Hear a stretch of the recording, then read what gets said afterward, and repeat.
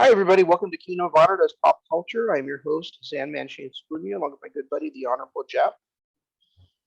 Hello. And we are here today to talk about Titans, Season 1, the first few episodes at least. Episodes 1 through 3. And Jeff, this is your first time watching it. What were your overall thoughts so All right. Well, it was a tough watch the first three episodes.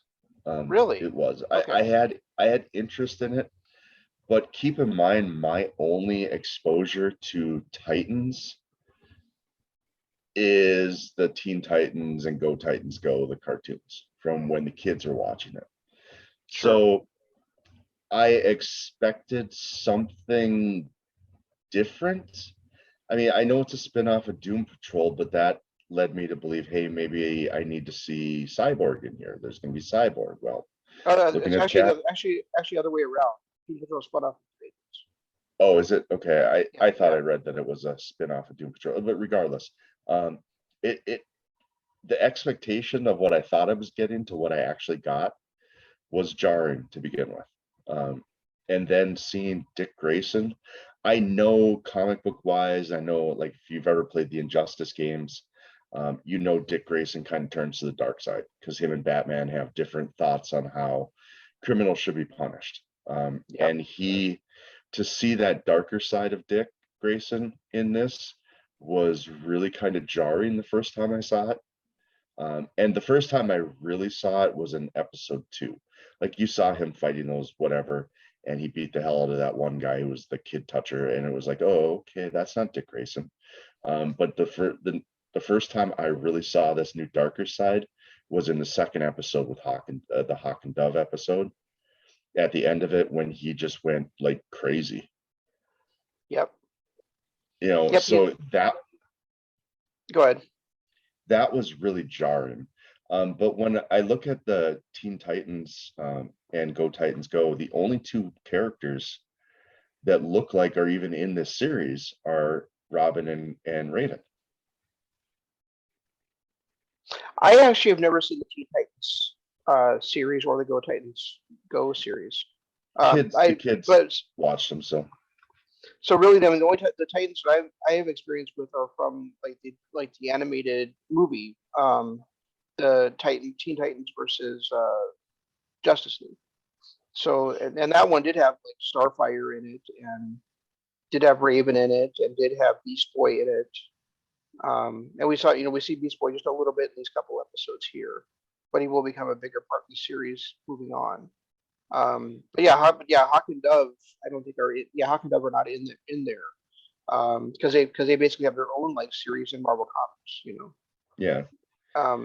And then we will get like more backstory as especially in season 2 between as to what happened with the original Teen Titans, because now these are clearly not teens, right? I mean, they're in their like late 20s, early 30s. So I think the only teens are Beast Boy and Raven. The rest of them are. Right. A little bit older, but it was, and the only reason it might have even thrown you off that Teen Titans is kind of like the fun like teen version of Justice League, and you probably weren't expecting to be like colorful, and you probably weren't expecting it to be like a dark, gritty crime series. I understood it was going to be dark and gritty, but I was expecting different characters. And like I said, the only exposure I've ever had to the Titans is because the kids watch the cartoons. And I never sat down and actually watched them. I just saw bits of episodes here and there, and it was more fun loving. And then when I read this was part of Doom Patrol, I mean, I knew it was going to be darker, but I was at least hoping for a Cliff type character that was the comedy relief. Nope. And there is none of that. There wasn't one laugh in any of these 3 episodes, and that was not. It was jarring. I'm just gonna say it was. I've been looking forward to watching this for a while. It's been on my radar. I've wanted to watch it. I came in with the expectation it was going to be dark. Granted, I didn't realize this dark, but I knew it was going to be darker because that's kind of where DC has been going over the last, since Man of Steel. Everything they've done since Man of Steel is kind of twisted more towards the darker side. And so I Yeah, so kind of expected that. I wouldn't say I wouldn't say that this series lacks humor, but there's not like those laugh out moments. Like there it's more like quirky type things, right? Like hearing Dick say "fuck Batman," that's kind of funny. Yeah. Hearing or seeing or like that family of assassins. That's, it's a little bit quirky, so it's like a little bit on the humorous side, even though they're even though they're kind of like programmed to kill people. I It's did. just because it's Yeah, like that put it out of the blue. well, it It's was that kind like of stuff that's at least in this series, not like these laugh out loud. that when Dick Grayson said "fuck Batman," I was like, oh, okay. It just was like, what? And then that family creeps me out on more levels than I've ever been creeped out in my entire life. I don't understand it. And then like in episode 3, when they meet their whatever creator or whatever he is, and he's making omelets and he decides to spare their lives because he didn't want the eggs to go to late waste. That was kind of a like little lighthearted chuckle moment. But those creepy kids, they're just so I want to know more about that family. I like the fact that we're finally figuring out more about Corey and what she is. Because Well, speaking she's of, I'm sorry, I had I another mean, thought. yeah, because her being Starfire, I do remember Starfire from the Teen Titans. So I know she's an alien and so on. And it was kind of cool to start seeing her. I felt like I was I got through episode 1 and I was like, I don't know if I'm gonna like this. Then I got through episode 2 and I'm like, okay, it's got some pluses. It's it's a little darker than I thought it was gonna be. It's more of a not Law and Order, but like a it's more of a Dexter than a comic book movie type of thing. And then I got into Origins and I really started to get hooked, especially the last half hour of that. When we figured out where Starfire came from, when that we figured out that she was an alien, and they gave all the clues about Raven, and then Raven got possessed at the end of the episode. I was like, damn it, I just want to watch another one. So I will say that by halfway point of episode 3, I'm kind of hooked and want to see where it goes. Yeah, and I think it's episode 5. It might be 6, but I think it's one of those two. Where next episode you're going to see Doom Patrol, Yep. and then the episode after it's either 5 or 6.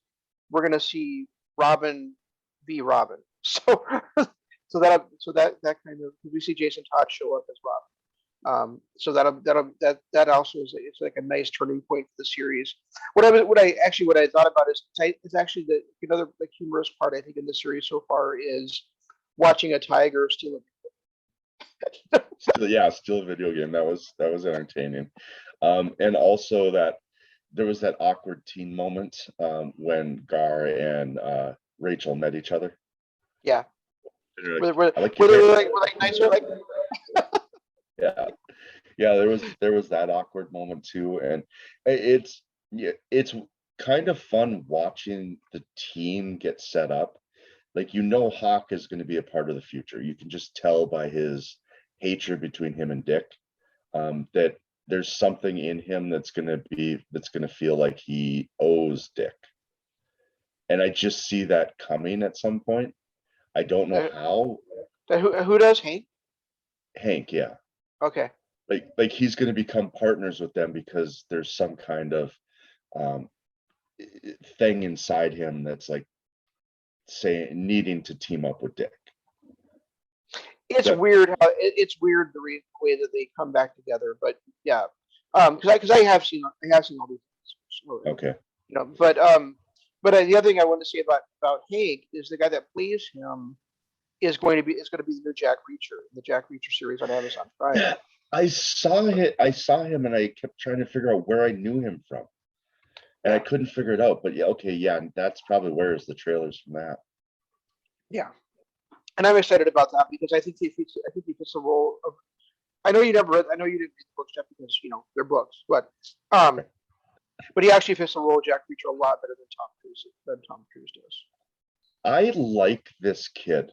Or whoever this guy that's playing Dick Grayson, I really like him. I like the way he's acting, the way he's almost got down. Because in when you looked at Robin and how Robin was always the kind of fun-loving kid that was Batman's sidekick.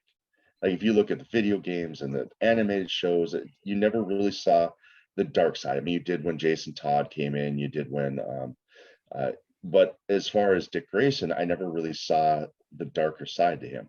Now seeing him literally be Batman, the brooding, he's just Batman who's more violent.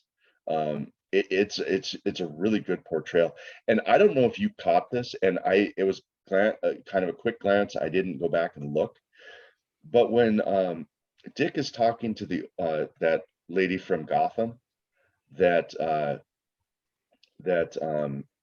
helped him when he was a kid, got him in touch with Batman, was helping him do some investigating and stuff.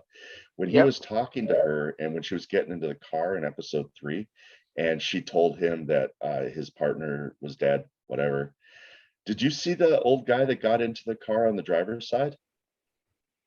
No, I wasn't paying attention. He looked like, and it was a quick glance. I'm gonna have to go back and look at it and make sure, but he looked like the guy who plays Jim Gordon's partner in Gotham. Oh, okay. It was a quick glance. I didn't see him fully, but he looked like he had that gray long hair and beard and stuff.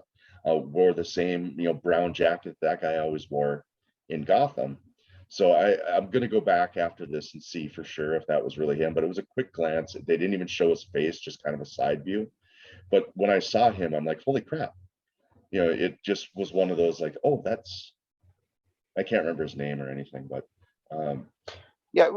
Just going back a little bit to what you were saying is, when the moment I saw him on screen, I was like, wow, that guy is different right there.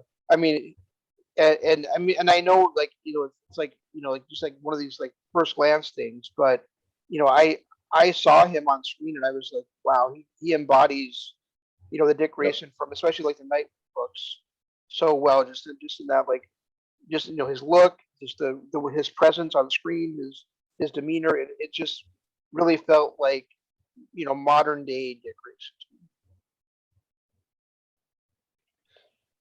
Yeah, I mean, I think I know also where I know Alan Richardson from, and it kind of pains me to say it, but Teenage Mutant Ninja Turtles, he was in both of them, the new ones, Hank Hall. Oh, okay. He was in Hunger Games, Catching Fire, that one he was in. Actually, I think he was in all of them, to be honest with you. But yeah, I wouldn't be. Now that you say that, yeah, he was. Okay. So yeah, he was in both Teenage Mutant Ninja Turtles. He was in Hunger Games. He was in Fred. Smallville. He was in a few episodes of Smallville. Yeah, so that's where I knew this guy from. I saw him and immediately I was like, he looks familiar. Yeah, also like, I know I think you probably are a little bit more versed in DC comics than I am, but when I first saw him, I'm like, well, why isn't he like flying? Because I'd heard the term Hawk and Dove before, but I always just thought Hawk and Hawkman were the same person. Yeah, I did too. So like when I say, why aren't you like flying away? Why aren't you like using your Hawk strength to fight these guys? I was like, isn't Hawk in Legends of Tomorrow? Isn't his first name Hank? I don't remember. I thought his name was Hank. I don't think so. Regardless, I thought the same thing. I thought it was going to be Hawkman, not. And then when I saw Dove, I'm like, wait a minute, isn't that supposed to be Hawk Girl? But that's who I thought it was going to be too. Yeah, and actually, it turned in the comics, Hawk and Dove actually do have powers, and they get them from like the gods of, I can't remember the gods of something. They actually have powers in this show, at least to this point, at least through 2 seasons. They don't have any powers. They're just, they're kind of like Dick. They're just vigilantes using their acrobatics and their fighting prowess. No, I'm sorry, it was the Hall name. It was the Hall name that made me think of it. Because Okay. in Hawk in Titans is Hank Hall, and Carter Hall is who he is in Legends Tomorrow. Yeah, Carter Haller's Hawk Manager. That's right. Yeah. Or at least this current entity of Hawkman, because you Right, know that right. because their whole thing is they're kind of like Phoenix, where Immortal. yeah, they're well they not their souls are immortal. They basically like Hawkman and Hawkgirl end up killing each other, and then they come back another generation. That's what their whole story is. Right, right. Yeah. So, Um, but that's where I made the connection, was because of the last name Hall. yeah, I really, I mean, I understand where you're coming from, that you were kind of jarred by it, but I think this whole thing is so well written and so well connected together. Um, I do think I do like a little bit of like Deus Machina though, that where like Dick's got this little this his laptop and his kind of like Yeah, Wayne gadgets allow him to basically like be like super tech guy god, but yeah. other than that, I mean, I think it's well written. You know. Well, and the call to Alfred was, kind of a fun moment. I want to get more into the backstory of why him and Batman aren't on speaking terms, I guess. Did he? Yeah. I know he explained to his partner that they had a difference of opinion, and he felt himself becoming too much like him, so he had to separate. But clearly, he's not, because Batman, the no kill rule and all that stuff, and Robin certainly does not care about that. He proved We that in the. we do see both Batman and Bruce Wayne in this series. Okay, okay, good, So, good. Yeah, um, and like I said, and it then was jarring. go ahead. It I was just was saying, I was gonna say, I think I read that in season 3 we see even more of Bruce Wayne. So okay. It was jarring the first couple episodes, but it finally, I think, hit its stride halfway through episode 3, and it's now got me hooked where I can't wait to watch more of it. So I'm definitely happy about that. Um, I know, it, the character development is well done. They're doing a good job with certain backstories. I like the fact that they're keeping Rachel a real mystery. We know that, anyone who knows Titans knows that she's Raven, so you know what she becomes. Um, but for somebody that doesn't understand it, you're really seeing a mysterious person here that yeah, is tormented, that is evil, unleashed. But I wonder if they're going to get into the Starfire, if she's ever going to remember who she is, and maybe. realize that she was technically sent there to kill Raven. Oh wow, I didn't realize the Titan season 3 was starting so quickly. Oh, really? It's It's already on. Starting August 12th. It's already been on TNT. No, Titans. No, they're just airing Titan season 1 on TNT. Oh, is that it? Okay, I just knew that they were airing Titans. I didn't know if it was. So those of us that have HBO Max, we can just watch it whenever. But Yeah, Titans originally started as part of the DC streaming app, and then when the right, streaming app, as the first 2 seasons, when that app sundowned, that then Titans eventually rolled over to HBO Max, and so that's why the first 2 seasons are on HBO Max. But it was just like what 2 weeks ago, right? They right. debuted the Titans season 1 right after the episode of Dynamite. So Y- they've probably done like 2 episodes of maybe 2 to 3 episodes of Titans so far on TNT as an actual series. But I do know that they also like on either Thanksgiving or Christmas Day, one of the two, they aired like a They Titans did a marathon. Titan. Yeah, I remember seeing that too. Yeah. Um, I had a thought about something and now I lost it.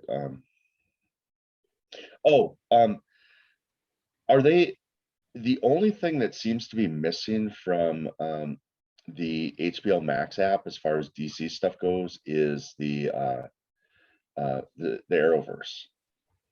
I'm assuming that when the contract's up with Netflix that they're going to start bringing the Arrowverse over to HBO Max. The only one that I don't think we'll ever see on there is Black Lightning, because isn't that a Netflix exclusive? No, it's not a Netflix exclusive. They've actually already started bringing the HBO Max, the Arrowverse over to HBO Max. The first series that was not part of that Netflix deal was Batgirl or Batwoman, whatever, Batwoman, yeah. Batwoman. And so I think the same will be true of Superman and Lois, that will go directly to HBO Max once that other season is over. Well, the reason I'm bringing it up is because you look at Disney Plus, and yeah, they've got a lot of Marvel content, but not a ton of it. Like, it's mainly the movies, and then a few of their new original series that are following the movies, and they've got a couple of older of the cartoons and animated stuff. When you look at HBO Max and you see the content they have for DC, it's mind-blowing. And that's without the Arrowverse. I'm just blown away that it seems like they've got every cartoon that was ever made for the DC universe. They've got all those Lego ones. Like me and my kid sat here for hours one day just watching the Legos, the Lego episodes they had on there, and they still have. We didn't even touch the surface of it. I'm just really blown away with how much content there is for DC fans on the HBO Max app. And like I said, that's without the Arrowverse. Once the Arrowverse gets here, it's going to be far superior to what Disney's offering for the Marvelverse. Yeah, Disney. I mean, Disney Plus does have like the Avengers series. They have Iron Man. Yes, they have Spider-Man. They have Spider-Man Beyond or whatever that was called. But yeah, they have a few of them, but not. But yeah, not they don't. anywhere near. You're right. They don't have the same level of animated content or like even TV show content as DC does. Animated content, TV show content. And part of that is just, I don't know why Agents of S.H.I.E.L.D. isn't on there. I suppose it's because it's still a deal with Netflix going on. That I'm sure that'll move over there eventually too. But right. but like the thing is, like the Marvel Netflix shows, unless they give Netflix a whole shit ton of money, are never going to move over to Marvel. Yeah, all the Defenders stuff will never be there. Jessica Jones, Luke Cage, and Iron Fist. That's probably never going to leave Netflix. And the two best series are Daredevil and Punisher. Yeah, exactly. Yeah. Well, Jessica Jones is great too. So I mean, I guess to me but I guess actually I should say that the only ones I didn't like were like Iron Fist and the Defenders. Yeah, because you didn't like. Yeah, because you didn't like Whiny Boy. I can't remember his name, but I did not. Yeah, and even when you look at the DC universe, they've got all the old Batmans from the 80s and 90s. So you can go back and you can watch George Clooney as Batman and Val Kilmer and Michael Keaton. They've got all the old Supermans with Christopher Reeve. He's on. Those are all on there. All the Christopher Nolan stuff, all the new stuff that's in the Zack Snyderverse. So as far as the movie content, it's all there. And of course the Wonder Woman and Aquaman and all the rest of the stuff that's kind of spun off of the Snyderverse. And then the TV shows, pretty much everything except for the 60s Batman, which if it's on there, I apologize, but I haven't seen it. And the Arrowverse, and then just so much animated content, like just an unbelievable amount of animated stuff. Do they have the George Reeves Superman on there? They don't, do they? The George Reeves 60s TV series. I haven't seen it. I haven't seen anything from the 60s yet. So I know, because I know they have the Wonder Woman, series from the 70s, but I don't think they have, like you said, I don't think they have the Batman, Superman, the Batman and Robin, the campy George, Cesar Romero Joker series. That one, yeah. I don't think that's on there, and I don't think like the Adventures of Superman George Reeves series from the 60s is on there either. I haven't seen it in my casual looking through the content. The other one that I didn't see on there was Smallville. And I don't know, is that a DC product or was that a CW product? I think every season of Smallville is on Hulu. So I think that's probably there's either a contract for that or it's just simply owned by the CW. It's never going to be available Yeah, on HBO Max. and Well, Hulu's. wait, that's not necessarily true because CW is probably owned by Warner, right? So I mean, it's I guess it's possible that can move over there too. Are they owned by Warner? I didn't realize that. Well, that's what CW. That's what the W part of CW is. You're Is right. Warner. The WB and UPN combined to form. Yeah, okay, now I remember. Yeah. But the yeah, so I mean, I didn't see any of that stuff on there.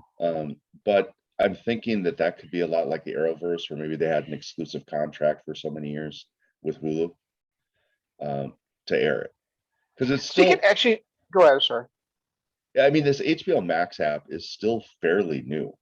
I mean, they had their Mhm. DC Universe app or their DC app, but it wasn't as popular or well known as the HBO Max. So they probably did sell off, or not sell off, but have exclusive contracts with Netflix and Hulu to get their product out there. Right. Um, the exception was Stargirl, which was kind of both. Stargirl was originally aired on DC Universe, but then like the next day would air on the CW. Okay, yeah, Originally, then it just moved, then it's migrated over to the CW, kind of the ways Supergirl started on CBS, but then migrated over to the CW. right. Yeah, Um, so but speaking of DC like animated stuff, did you see that controversy like maybe about a month ago about Harley Quinn, the Harley Quinn show? yeah, I did. How they were going to have that man like perform oral sex on, on her. Yeah, yeah, um, yeah. I it's I don't know. As far as this show goes, I'm excited to see the rest of it. A couple of things that I do want to kind of go back and touch base on is stuff. One movie that you've got to watch that I watched and loved it, Space Jam. Space Jam. One thing I do want to mention about that is it's a big commercial for WB products, and there is a lot of stuff that shows up in there that I really hope makes its way to the HBO Max app. Stuff like Animaniacs, stuff like they showed the old Hanna-Barbera stuff, the Yogi Bear and Flintstones, and my personal favorite that I haven't even thought of in like 30 years, Space Ghost. Animation. When we watch anytime you want to. Are they on the app already? They're on Hulu. Oh, okay, that's another one then. But it's like there's certain things like that coming out of that Space Jam movie. I was like, God, I hope that content makes it here soon. Not only are things like Animaniacs and Pinky and the Brain on Hulu, but Hulu actually is making new episodes of Animaniacs. Oh, Um, really? if they haven't started now, if they haven't started yet, they were starting very soon. That was just a fun little show to watch when I came home from school. Yeah, it's fun. I prefer Pinky and the Brain, but the Animaniacs is Well, fun. Pinky and the Brain started on Animaniacs. I realize that. I Yeah, do. so What I'm saying though is when Animaniacs was on, like my favorite parts of Animaniacs were like little side cartoons that were part of it, like Pinky and the Brain, or that cat that or the I think it was a cat or something that would like I don't remember exactly what it was, but my point was I mean the Animaniacs are fun, but I think the side stuff right. that was kind of like in the middle of the anime, like they do an Animaniacs episode, then they do like a minute like a little short, and they do an Animaniacs episode. The shorts were always what I like the best Those are about your that show. favorite parts. Yeah. Yeah, I'm kind of thinking that might have been what I liked the best about it too. Because I remember Pinky and the Brain was my favorite. I was always sad when I watched an episode and Pinky and the Brain weren't on. What are we doing today, Brain? Uh, And then we do and every night, Pinky. Try to take over the world. I love that show. But yeah, and so I mean, like, again, you got to give Space Jam a shot. I watched it again last night, and every time I watch it, I notice more and more of the little. Like, there's some that are obvious when you're watching it through the first time, but then as you watch it more and more, you start to realize there's other little plugs. It's literally a commercial for everything Warner Brothers. Like I everything. will, since we're not doing the next segment of Titans this week, I'll try to watch Space Jam early in the week before I watch Suicide Squad on Yeah, and for a movie that I was actually excited to see, holy crap, did the trailer kill all excitement for that movie? Why? I don't get that I, it because I mean it's directed by the same guy that did Guardians, and Guardians was such a fantastic movie. So I mean I'm Guardians was a fantastic movie, but this is looking more campy than I was wanted to see. okay, but uh Maybe because of what King Shark. okay that I that don't makes I sense. don't know. But I mean hardly what was the name of that movie? Birds of Prey and the Fabulous Investigation of Harley Quinn was campy as fuck, and we both loved the shit out of that. It, but So it wasn't 60s campy. This is almost looking like I'm expecting to see a pow or a bang show up on the screen. I don't know what it is, but there's something about that trailer that has me so less interested in actually seeing this. oh well, the trailer does have like those words going across the screen. Maybe that just turned you off. Maybe that was it. Well, But that and I but King I but Shark I eating but I somebody. but I don't think the movie's actually going to be showing the movie. I think it was just kind of like trying to get people like the idea this is going to be a fun movie. You know. Yeah, I can see it being a fun movie because it's got Harley Quinn, and both the original Suicide Squad and then Birds of Prey both were fun. But it just, and I know with Harley Yeah, Quinn, there's going to be and a I, go ahead. I'm sorry. Go ahead. I know anything that's got Harley Quinn in it is going to be campy to a point. But this, when I was watching this and I saw King Shark eat somebody, and then I saw, just some of the other stuff that was showing up in the trailer, I just had absolute zero interest. All the interest I had, because I remember when we talked about it, this was one of the ones where I was like, oh, I can't wait for that one. And after seeing that trailer, I'm just like, oh my God, I don't think I can watch this. I think the point of doing that in the trailer is Suicide Squad, the original with Will Smith and in the role of Deadshot, um, was just so serious, and so gritty.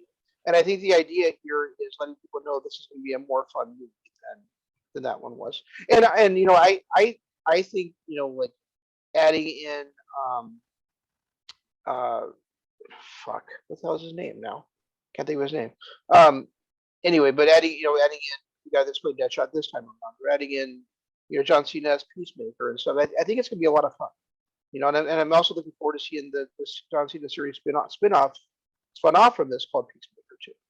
So I'm looking forward to it, even if Is John Cena going to show up with his 17th world title on one of these episodes? Since John he Cena is not a bad. You can and you know what? If you and I were offered money to come back and do that, would we take it? I mean, I'm not mad at John Cena. I'm mad at WWE for bringing him back. Good point. Good point. And to be honest, I have not seen a full movie of John Cena that John Cena has made yet. I haven't seen one, so I don't know how his acting skills are. Obviously, they're decent because he keeps getting roles, and it's not just for his name. Right. Because he's getting big time roles, like playing Dom's brother in Fast and the Furious, and some of the other stuff he's got going on. But I haven't seen a full movie that he's acted in yet to really make a determination on how good he is. Well, I know that I have. I just don't know what movies they are, which actually it's a very good recommendation because that means that he didn't stand up as being terrible, right? Right. He blended into whatever I watched that did have a meaning. So Every time I'm on. so I mean, but I don't. I'm still looking forward to it. So I mean, I hope that you change your mind watching it. Well, I do think hopefully it ends. really good. Hopefully it ends up being a Space Jam where I'm pleasantly surprised and not an In the Heights where I'm thoroughly disgusted. I still think that as much as I hate musicals, except for the one-offs episodes here and there of shows that we're watching. But as much as I hate musicals for the singing, that the singing was the best part of In the Heights. Yeah. You know, what a horrible piece of shit movie. So guys, we'll do more Titans in a few weeks. But the next week, like I said, Titans is good. Like Jeff said, he got hooked after the third episode. Seeing what was going on with Raven, and next time around we're talking about Suicide Squad, and we'll also get you on Space Jam because I'll probably watch it like tomorrow or something. So. And one programming note, we just, Loki was the episode of this we did before this, which was a fantastic show. But if anybody gets a chance, and I'm going to post it in the description of the Loki episode, you've got to watch the Screen Rant pitch meeting for that. It is absolutely hysterical. So I don't know if you've seen it yet, Shane, or not, but you've definitely got to watch it. Nope. Okay, I'll give it a shot. I haven't watched Pitch Meeting in probably like a month and a half. So this one came out and it was brilliant. It was absolutely probably one of my favorite Screen Rants of all time. I mean, they go into an Owen Wilson impersonation. They talk about some of the incontinuities with the way things happen and how we're supposed to forget it. The get all the way off my back about that happens a few times. There's all kinds of just little inside things. It was probably the best Screen Rant I've seen to date. They've done one for WandaVision and Falcon and the Winter Soldier too, haven't they? And I've watched those. Yep, they did. So both those were good too. The WandaVision was much better than the Winter Soldier one, but yeah, they've done all three of those, and I think I watch it pretty much weekly, whatever their new episode is, as long as I've seen the movie. If I haven't seen the movie, I'm not going to watch it because it won't make sense. Yeah, that's what I feel too. But the ones that I've seen, the movies and the TV shows I've seen, the ones they do, I watch it weekly. And this Loki one might have been my favorite. All right. To date. So all right, I will give them a shot. All right, so guys, thank you so much for watching. Jeff, anything else to plug? Not really. Just hit all the buttons. Like, subscribe, ring the notification bell. Helps us out in the long run. Share with your friends if you can, if you enjoyed this at any time, and also go ahead and check out our Patreon, patreon.com/Kingdom of Honor. All right, and so until next time, guys, thanks so much for watching. This is Shane saying long days, pleasant nights, and Jeff saying goodbye.